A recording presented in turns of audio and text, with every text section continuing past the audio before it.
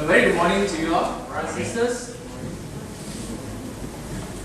Thank God for giving me another opportunity to preach to you all and share to you all another lessons. Indeed, we just listened to Brother Henry just now in Deuteronomy chapter 29, verse 29. Heralds that secret things belongs to the Lord our God. But those things which are revealed belong to us and to our children forever, that we may do all the words of this law. Nowadays, there are so many things for us to choose, isn't it? If you were to even just to eat, the menu is full of choices that sometimes you find don't know what to choose. Okay, for education, there's so many courses. For books, there's so many books to read. For music, there's so many to listen. So much so that you don't know which one you want to keep anymore. For movies, there's so many. So we have to make a lot of choices. Thank God we are not created by robots. We do have choices. Okay, and as human beings, God endowed us with this freedom of choice. Okay, indeed there are so many things that we have to make choices. Life is full of choices. Of course, some we have no control. Just like we are born of whatever family, we got no control. But indeed we have many to choose from nowadays.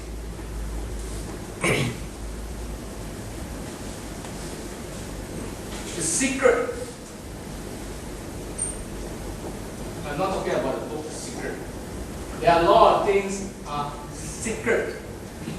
Until we have knowledge, when we acquire knowledge, we start to understand. Isn't it? We read the Bible, we get knowledge. As young children, we don't even know how to call our father when he's a baby until we know, calling Papa, Mama, or somehow the parents seem to be happy. Don't even know how to walk until we have gathered knowledge. Oh, that's how we walk and stand.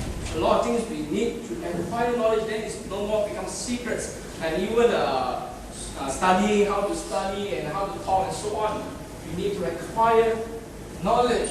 Then we put in actions. We do according to the knowledge that we have gathered. But that depends on your choice.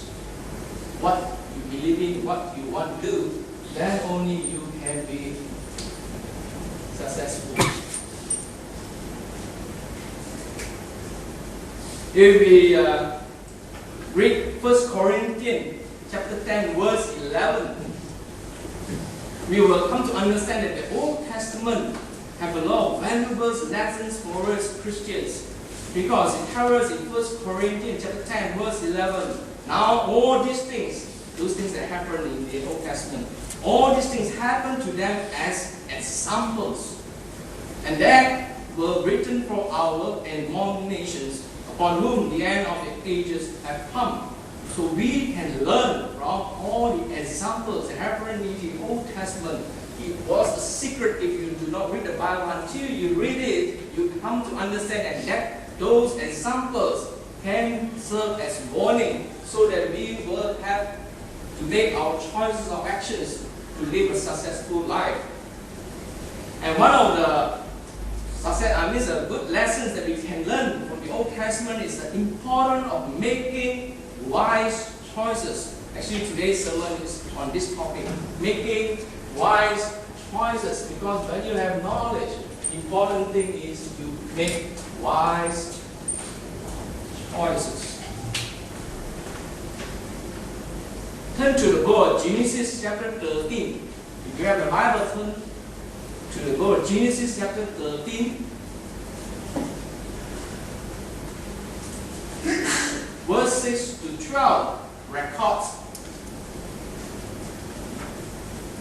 an event where Abraham and Lot made choices of where they will go. In Genesis chapter 13, verse 6, now the land was not able to support them. that they might dwell together, for their possessions were so great that they could not dwell together. Both of them are so blessed, plentiful. They cannot dwell together. Verse 7. And there was a strife between the herdsmen of Abraham's livestock and the herdsmen of Lot's livestock. The Canaanites and the Perizzites then dwell in the land. So Abraham said to Lot, please, let there be no strife between you and me, and between my herdsmen and your herdsmen, for we are brethren. Verse 9. Is not the whole land before you? Please separate from me. If you take the left, then I will go to the right. Or if you go to the right, then I will go to the left.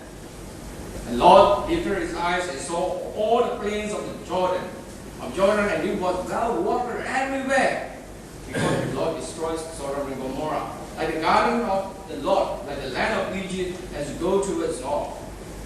Then Lord chose for himself all the plains of Jordan, and Lot journeyed east, and there separated from each other.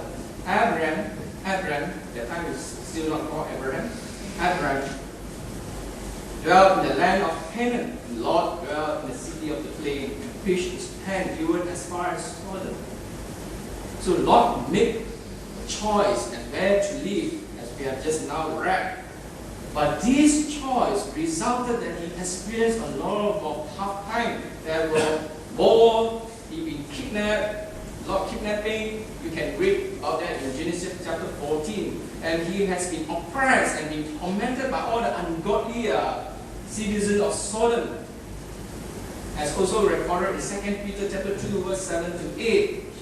And delivered righteous Lot, who was oppressed by the filthy conduct of the wicked.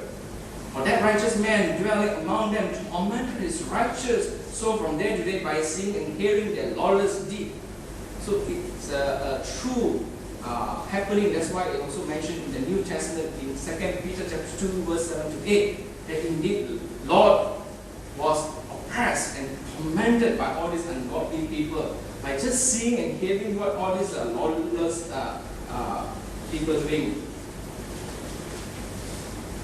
And there's another examples we can also learn from David. King David chose to commit adultery with Bathsheba. He chose to commit adultery, and as the consequences, he suffered many bad things as well. It's his choice. Okay? His death of his infant son, as recorded in 2 Samuel chapter 12. Then one of her daughters was molested by her half-brother in 2 Samuel chapter 13. And also, finally, this son killed by his brother. It's recorded in 2 Samuel chapter 13. Due to time, I'm not going to go through all this. You can go back and read it out. But what I'm trying to emphasize is, Lord and David here illustrate to us the importance of making wise choices. Because some choices do greatly affect our lives. And today also I'd like to share some suggestions how to make wise choices. And what to do if you have made wrong choices as well. Indeed, we do make wrong choice at times.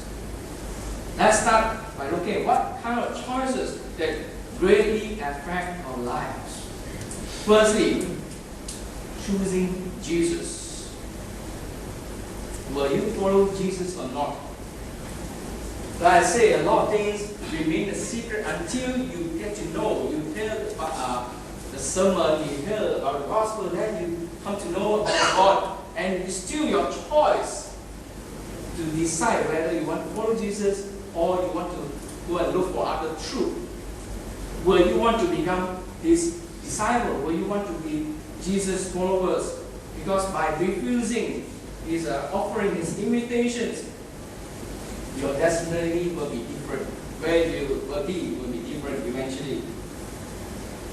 There's invitations in the book of Matthew chapter 11, verse 28 to 30. It says that Jesus said, Matthew chapter 11, verse 28 to 30, Come to me, all you who labor and are heavy laden, and I will give you rest.